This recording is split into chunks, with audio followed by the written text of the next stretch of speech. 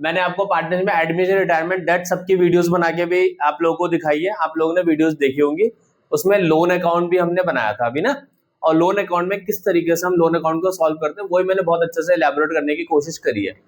अगर आपको कोई डाउट है आप मुझसे पूछ सकते हैं। ये अब मैं आपको रियलाइजेशन अकाउंट बना रहा हूँ जो कि डिसोल्यूशन, यानी कि when the partnership firm dissolve, जब हम फर्म को बंद ही कर रहे हैं, डिसॉल्व कर रहे हैं, तो उस टाइम पे सबसे पहले अकाउंट बनता है, वो बनता है रियलाइजेशन अकाउंट। जैसे एडमिशन, रिटायरमेंट एंड डेथ में आप लोग सबसे पहला अकाउंट बनाते थे रिवैल्यूएशन अकाउंट।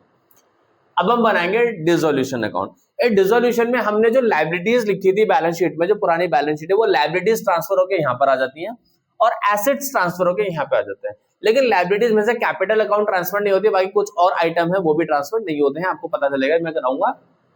और एसेट्स में से कैश और बैंक के फिगर भी ट्रांसफर नहीं होती है। अब जैसे हमारे पास एक क्वेश्चन है, इसमें इन्होंने बोला है कि 1000 रुपीज एज अ कमीशन देनी है। प्रशांत और राजेश पार्टनर है in a firm who were sharing profit in the ratio 3:2।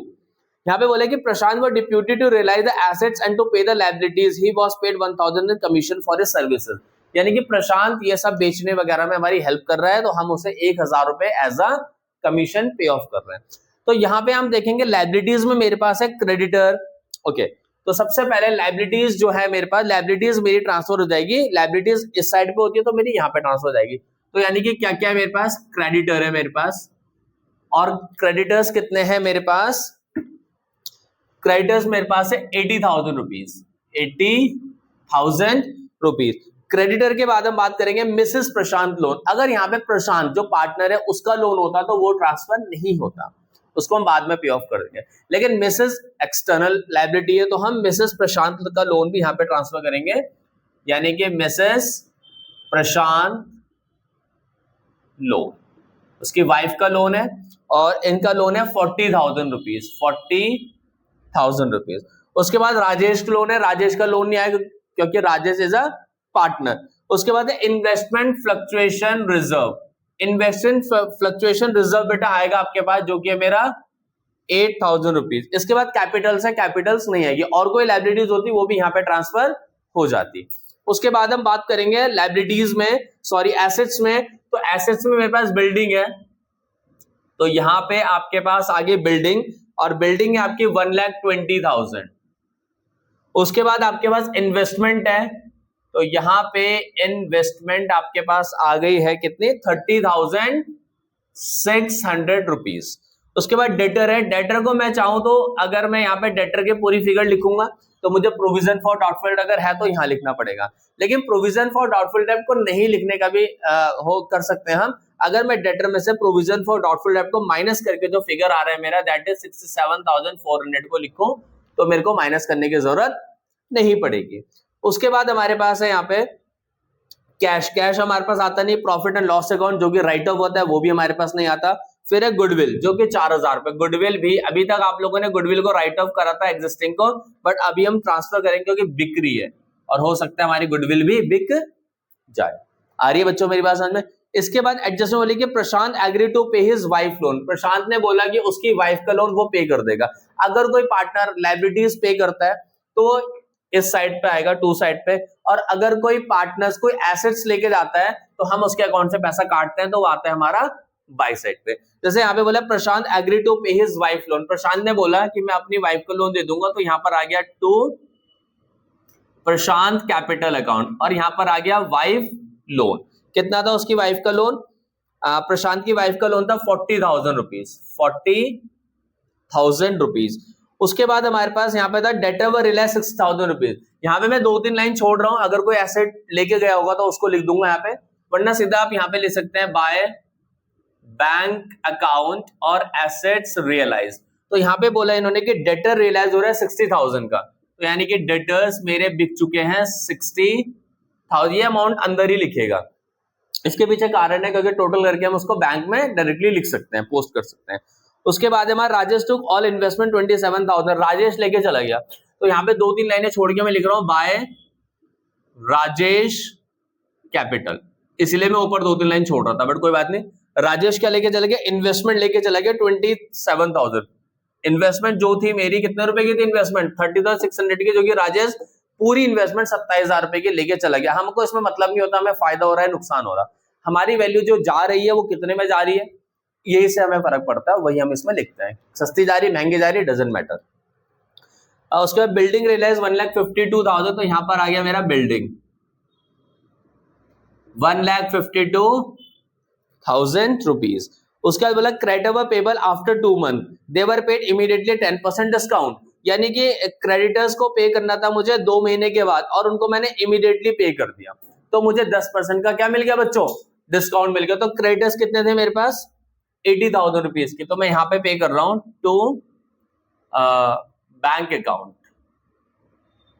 Liabilities paid. तो यहाँ पे creditors were payable after 2 month they were paid immediately 10% discount. बच्चों अगर बोलो 10% डिस्काउंट पर एनम तो 2 महीने का निकलेगा, लेकिन यहाँ पे ऐसा कुछ नहीं बोला, सीधे 10% बोला है, तो हम लिखेंगे सीधा क्रेडिटर 80,000 रुपए के थे, 80,000 में से 8,000 माइनस कर दो, तो क्रेडिटर कितने के रियलाइज हो गए, वो मतलब चले गए, हमने पेमेंट कितने करी 72,000, 80,000 माइनस उसका 10% 8,000 रुपए। फिर इन्होंने हमें बोला है कि रिलेशन एक्सपेंस अमाउंटेड टू 2,500 रुपए, यानी कि रियलाइजेशन का जो एक्सपेंसेस है, रियलाइजेशन एक्सपेंसेस 2,500 रुपए, ये हमारे अकाउंट में सबके सब चीजें आ गई है क्लास। इसके बाद हमारे पास क्लास हमने देखते हैं हम कि बिल्डिंग था, बिल्डिंग बिक गई हमारी, कोई दिक्कत नहीं है, डेटर हमारे बिक गए, कोई दिक्कत नहीं है, इन्वेस्टमेंट जो थी हमारी वो पार्टनर लेके चला गया, राजेश कैपिटल लेके चला गया इन्वेस्टमेंट, तो इन्वेस्टमेंट भी हमारी चली गई एक तरीके से। अब यहाँ पे दूसरा डेटर गुडविल की बात करते हैं, तो गुडविल तो बिकी नहीं है, इट मींस गुडविल, अगर कोई एसेट आपका नहीं बिकता तो वो यहाँ पे रियलाइज आता है उसी की फेस वैल्यू, जो उसकी वैल्यू उसी बुक वैल्यू पे, लेकिन यहाँ पे डेटर के बारे में गुडविल के बारे में कुछ नहीं बोला है, तो गुडविल यहाँ पे नहीं आएगी, क्योंकि गुडविल ऐसे इंटेंजिबल एसेट है, क्या पता ना बिकी हो।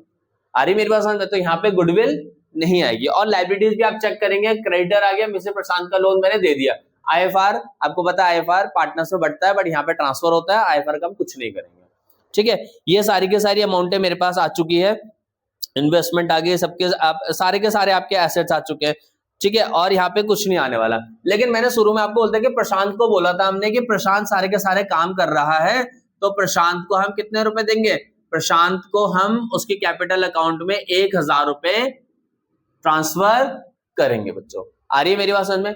अभी आपके पास आ गया 80,000, 40,000 और ठीक है, अब हमारे पास 27,000, ठीक है। अब हम करते हैं इसका टोटल, और तो कुछ नहीं छूटा ना हमारे बीच में, ओके। हम इसका टोटल करते हैं क्लास, तो टोटल हमारा कितना आ रहा है, टोटल ये हमारा आ रहा है टोटल दैट इज